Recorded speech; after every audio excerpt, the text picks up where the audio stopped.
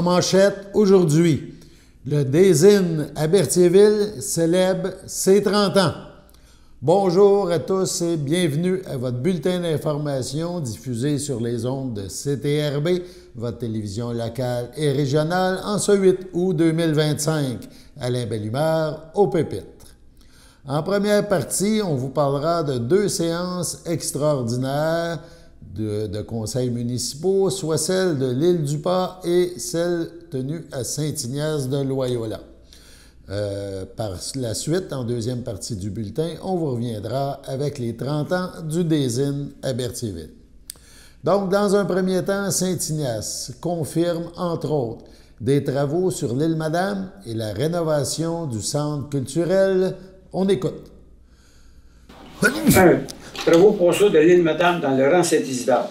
Vous savez qu'on va faire des travaux qui se sont... Attendez un peu, je vais trouver ma ici. Travaux qui étaient...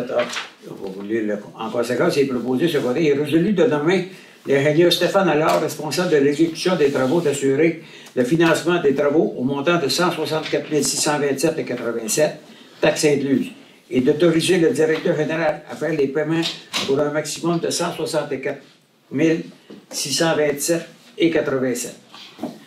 Ça, c'est rien on va faire, mais c'est parce que je pense que l'Infonique va nous transmettre les montants qu'ils ont eu en subvention. Oui, alors nous, ce qu'on fait, on fait le projet, on le finance, et on donne les factures, puis au fur et à mesure, eux, ils vont nous rembourser. Parce qu'ils ont déjà reçu un premier versement, mais le dernier versement, c'est à la fin. C'est à la fin, c'est ça. Fait que ça me prendra un proposeur, M. Christian Valois, M. Daniel Valois, à ma droite. D'accord. À ma gauche. D'accord. C'est pour vous. 2. Nordico, exploitation des ouvrages d'assainissement des eaux. Fait que Nordico nous a fait une offre qui monte à 4 050 $ pour tout ce qu'il y a dans ces ouvrages. Parce qu'il dit qu'il va faire. Vous avez le papier devant vous. Description des installations, ok, ça se fait. Puis tout ce qu'il va faire. Exploitation d'opérations, ainsi de suite. La gestion complète des états. Tout ce qui est écrit là, inclus et exclu. Il y avait des X, il y a beaucoup plus de X inclus qu'exclus. C'est un montant de 4 050 $ par mois, du 1er août au 31 décembre 2025. Ça me prendrait un proposeur, M. Pierre-Luc Guertin, M. Christian Valois, à ma gauche. D'accord. D'accord. À ma droite. D'accord. Merci beaucoup. 4. Rénovation et aménagement du centre culturel. C'est considérant la décision du Conseil de compléter la rénovation et l'aménagement du centre culturel de la municipalité, considérant qu'une offre de services professionnels en architecture a été signée avec M. Adrecal, architecte, en juillet 2025, considérant qu'un règlement d'emprunt au montant devrait être rédigé et adressé au ministère des Affaires municipales et de l'Habitation pour le financement du centre culturel. Il est proposé secondé et résolu de mandater le directeur général à déposer une demande de financement au ministère des Affaires municipales et de l'Habitation au montant pour la rénovation et l'aménagement du centre culturel. Ça, monsieur, si je ne me trompe pas, M. Carl nous avait dit qu'il parlait en 260-280 000 déjà. Là, on a parlé de 300, mais moi, je vais vous demander, on va le mettre à 400, on va se protéger. Fait que si jamais il y a des affaires qui arrivent, que les coûts ils débordent, ben, on va avoir l'argent pour le payer. Puis si jamais ça coûte ce que M. Carl va avoir dit après avoir été en appel d'offres, à ce moment-là, si ça coûte, on va dire 280 000, c'est ce qu'il avait suggéré. À ce moment-là, d'autres, on va dire, mettons, si c'est l'emprunteur, si c'est la caisse, bien dans la banque, on va leur dire, bien, le restant du montant d'argent, la municipalité n'a pas besoin. Vous pouvez l'ôter. On va demander à ce qu'à tout coup, qu'on va payer en avancement tranquillement dans les projets, de déverser un l'argent qu'on va faire en chèque. Il ne faut pas payer le total tout de suite en partant. Mais est-ce que 400 000, c'est potable? On peut-tu aller un peu plus bas ou est-ce qu'on se coince dans les manœuvres? Parce que là, le montant estimé, c'est combien? 280. 280. Vous, M. Médard, 400 000, c'est-tu raisonnable? Ben, si on ne dépense pas, OK. on le rembourse. On n'a pas besoin. On le reste. Parce que si on dépasse 300, on a fait 300, on dit. Je ne sais pas ce que vous en pensez. Puis si jamais le premier paiement, en cours de route, souvent, ils demandent des paiements. Mais toi qui dis, bon, ben là, il faudrait que je suis rendu, mettons, 120 000. On dit, paye 120 000. Mais la caisse, elle va débloquer, mais dans la banque, elle va débloquer 120 000. Là, on va payer des intérêts sur 120 000-là. Ainsi de suite. Pour ne pas se rendre. Puis si ça coûte 280, puis après ça, on va dire, bien, le 120 000 de plus qu'on avait mis, bien, il faut s'aider parce qu'on n'a pas de retour. Donc, c'est bon? On prendrait un proposeur. M. Pierre-Luc Guertin. M. Christian Valois, à ma gauche. D'accord. D'accord. Fait. Voilà donc pour les sujets abordés à Saint-Ignace. Maintenant, on se déplace un petit peu plus loin à l'île du Pas, où il y a aussi eu hier une assemblée spéciale. On parle dans ce cas-là de règlements municipaux. 3.1, autorisation de signature, transaction immobilière au 4 506 679.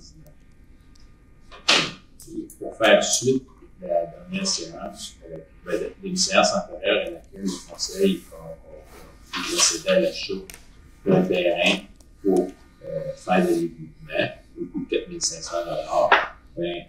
La résolution présente les termes du contrat et elle autorise Mme Letty Guertin et moi-même à en faire la signature chez le notaire. Essentiellement, ça précise que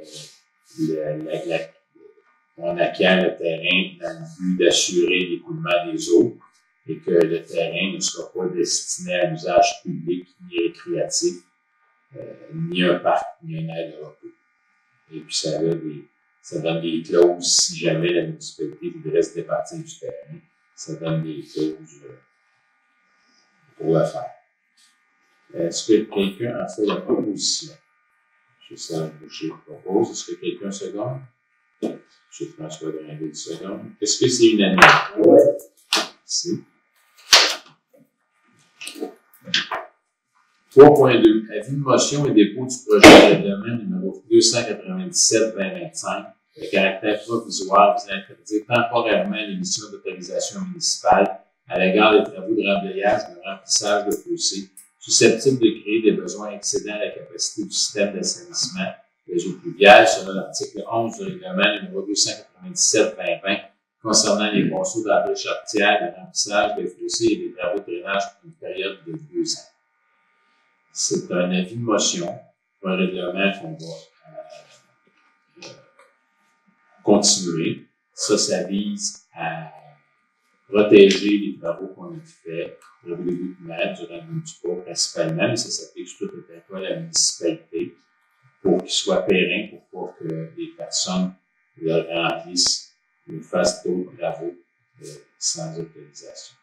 Est-ce que quelqu'un donne l'avis de motion? Mme Jacinthe-Drainville donne l'avis de motion. Parfait. Merci. Tous les documents vont être disponibles sur le site de la municipalité. Vous pourrez le lire. Mais on reconduit le règlement qui était déjà là. Le texte, c'est le même. Est-ce qu'il y a des questions? L'ordre du jour à 19h05, l'ordre du jour étant épuisé, qu'est-ce qu'il propose la fermeture de l'Assemblée? M. François Drainville propose. Mme Maryse Cochon seconde. Est-ce que c'est unanime? Oui. Voilà donc pour cette petite visite au conseil municipal de l'île du Pas, après celle du conseil spécial à Saint-Ignace de Loyola. Sur ce, on passe à la pause. Votre station de télévision de Berthierville vous invite cordialement à son bingo hebdomadaire télédiffusé tous les samedis matins dès 9h30. Depuis longtemps, les fans de CTRB se divisent le joyeux montant de 600 $ chaque semaine à cette joute de bingo. N'oublions pas non plus le super bingo mensuel d'une cagnotte de 2000 $ que vous pourriez vous partager chaque premier samedi du mois. Un moment de fébrilité qui pourrait devenir payant pour plusieurs d'entre vous.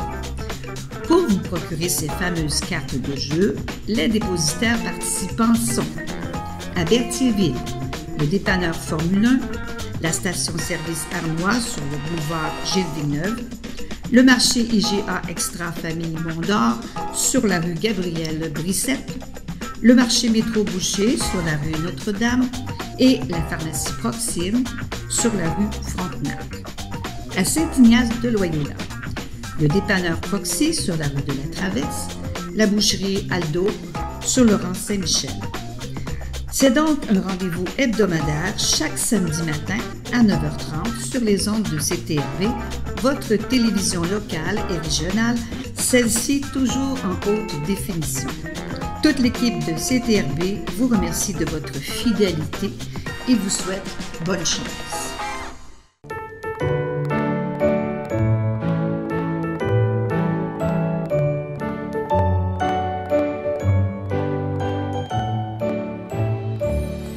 Voici donc les anniversaires pour aujourd'hui et ce week-end. Aujourd'hui, vendredi 8 août. La FADOC de l'Île-du-Pas souhaite bonne fête à Jeanne-Mance d'Estrempe et à Francine Parent. Et le CABA souhaite un heureux anniversaire à Étienne Bertrand. Demain, 9 août, samedi, la FADOC de l'Île-du-Pas désire souhaiter bonne fête à Céline Michaud et à Michel Rivet. 10 août, dimanche, plusieurs anniversaires à souligner. La FADOC de l'Île-du-Pas souhaite bonne fête à Claire Valois, à Claude Gladu. Les filles d'Isabelle de Berthier souhaitent un heureux anniversaire à Lise Dagenet et Anne-Marie Picard. Et le Centre d'action bénévole d'Autrey souhaite un heureux anniversaire à Stéphane Grenier. C'est votre anniversaire aujourd'hui. Le 8 ou encore ce week-end, eh bien, toute l'équipe de CTRB se joint à moi et vous souhaite bonne fête. On avait parlé en manchette, donc, il y a 30 ans, la bannière des Innes est apparue à Berthierville avec l'hôtel en bordure de l'autoroute 40. Donc, le des Innes a souligné ses 30 ans, son anniversaire, donc hier, avec beaucoup de joie et d'animation sur le site. CTRB s'est déplacé et a pris quelques images de cet événement festif.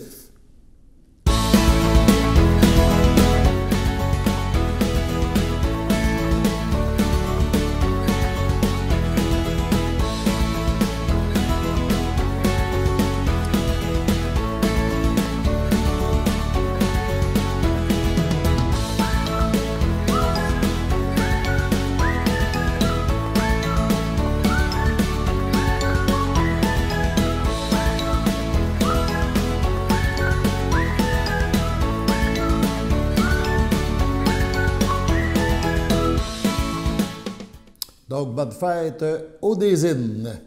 La chapelle des Culs-de-Berre à Berthierville présentait hier soir son vernissage en lien avec la dernière exposition, soit celle de l'artiste Anne Billy, « Je, Jean-Marc, j'étais », qui est inspirée de son père qui était atteint de la maladie d'Alzheimer.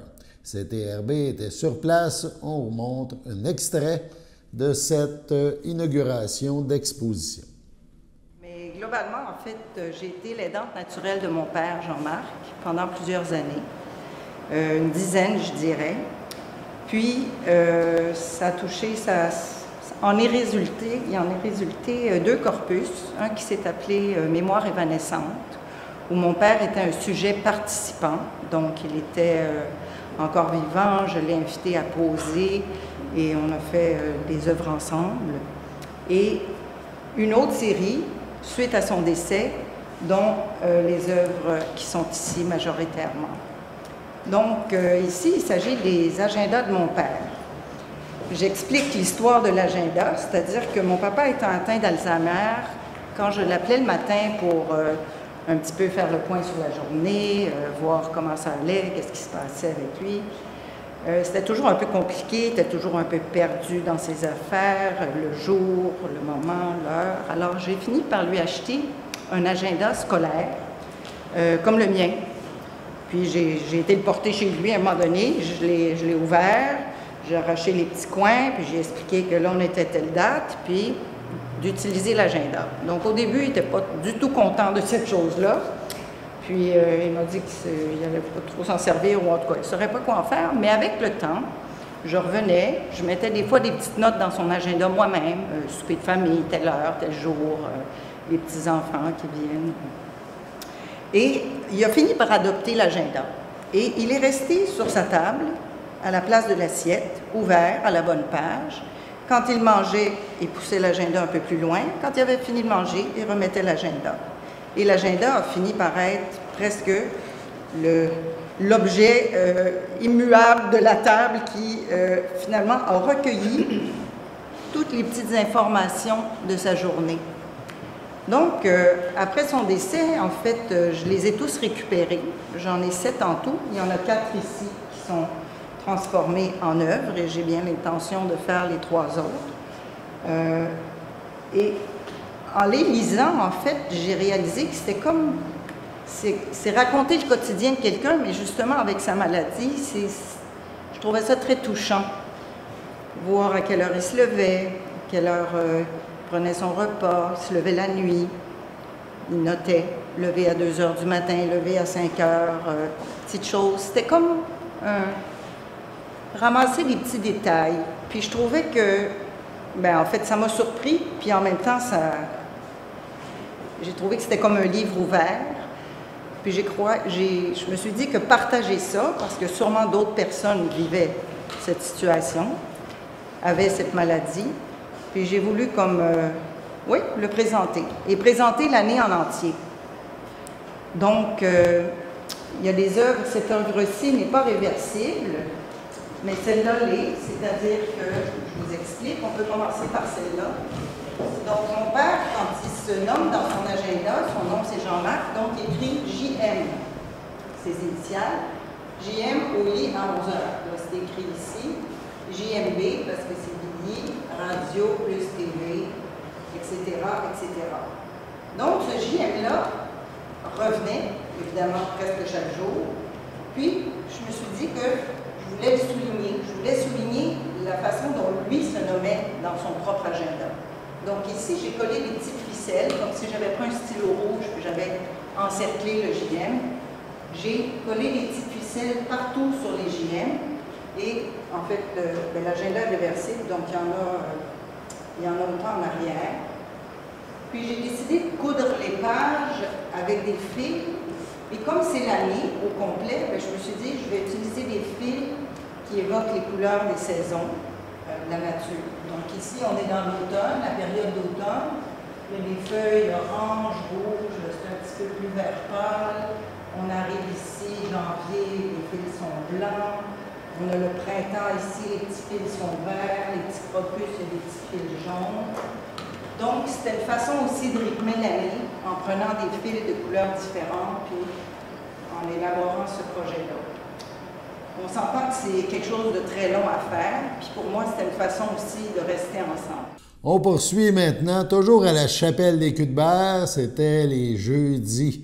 En musique, hier, donc, chaque jeudi, durant l'été, il y a un événement musical, donc à la Chapelle, sur le magnifique site. Et hier, c'était le duo Contracello. Ce duo nous a présenté aux gens présents, de l'écran à la mémoire, donc une sélection d'extraits de musique de films. CTRB était sur place.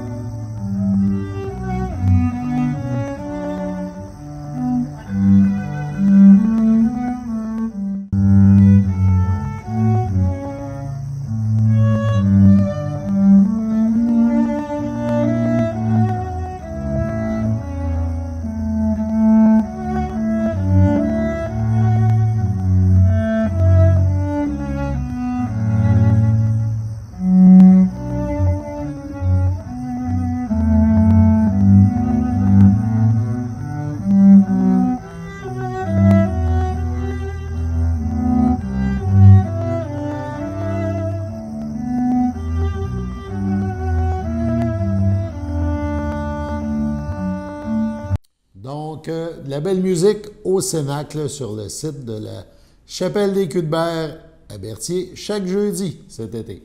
Allons maintenant à la pause. Voici une plaque porte-clés des amputés de cœur. Quand vous utilisez une plaque porte-clés, vous protégez vos clés. Si vous les perdez, la personne qui les trouvera pourra appeler au numéro au dos de la plaque. Ou les déposer dans une boîte aux lettres. Puis, les amputés de guerre vous retourneront vos clés. Gratuitement! Commandez vos plaques porte-clés aujourd'hui à amputédeguerre.ca. Et améliorer la vie des personnes amputées comme moi. Merci.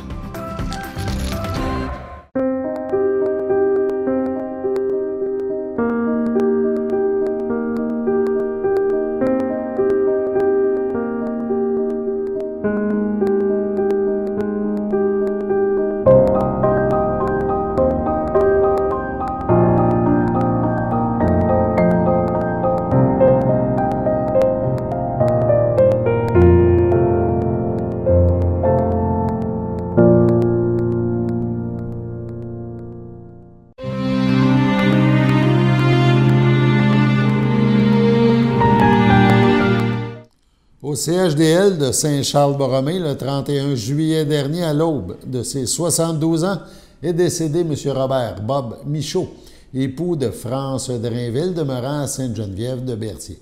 Il laisse dans le deuil, outre son épouse, son fils Benoît Michaud, sa belle-mère Claudette Brissette, feu Aimé Drainville, et son conjoint Jean Goyette, ainsi que ses beaux-frères, belles-sœurs, neveux, nièces, autres parents et amis. Selon ses volontés, M.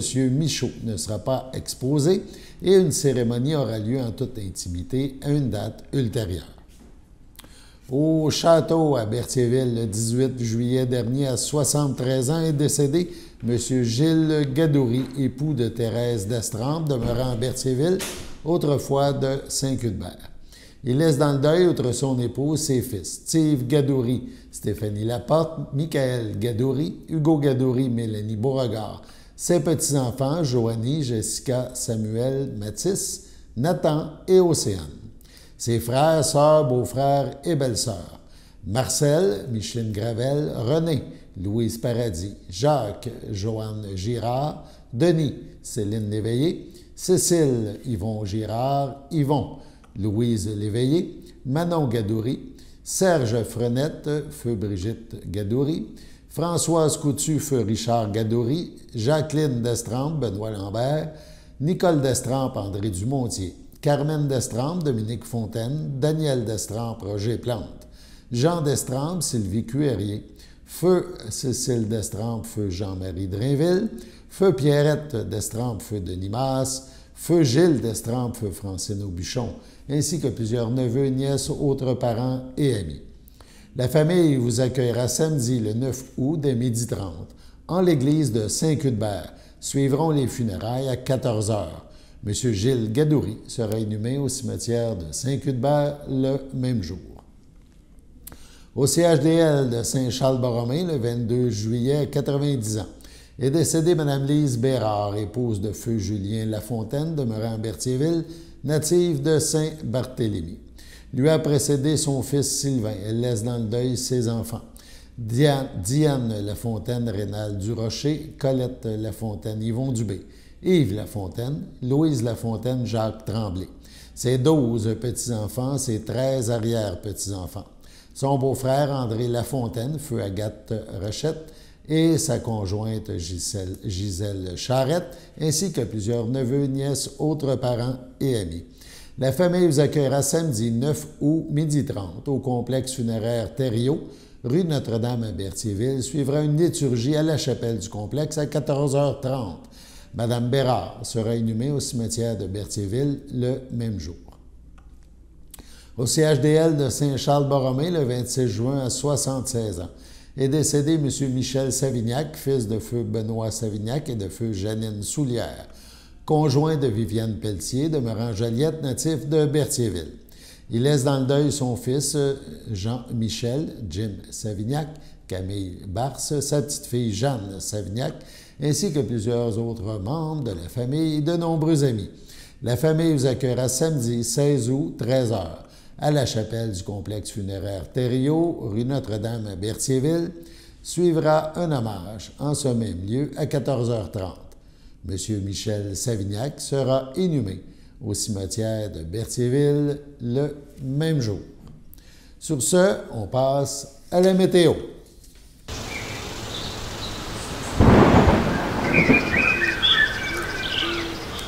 Donc, notre météo pour aujourd'hui et ce week-end, ce soir, 26 degrés, donc c'est assez chaud, ressenti 32, c'est brumeux, c'est peu venteux aussi, le taux d'humidité est quand même à 61 et il n'y a pas vraiment de risque de précipitation. Cette nuit, le mercure sera de 19 degrés, ressenti 20, généralement, le ciel généralement dégagé, et des vents très, très faibles.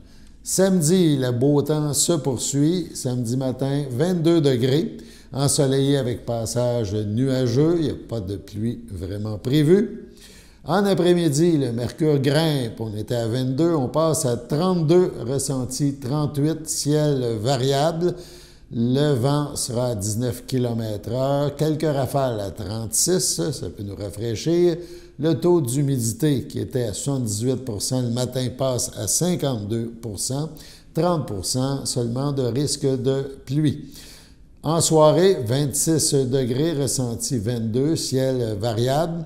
Encore là, taux d'humidité un peu à la hausse, 61 30 de risque de pluie. En nuit, durant la nuit, 21 degrés, ciel variable, ressenti 24.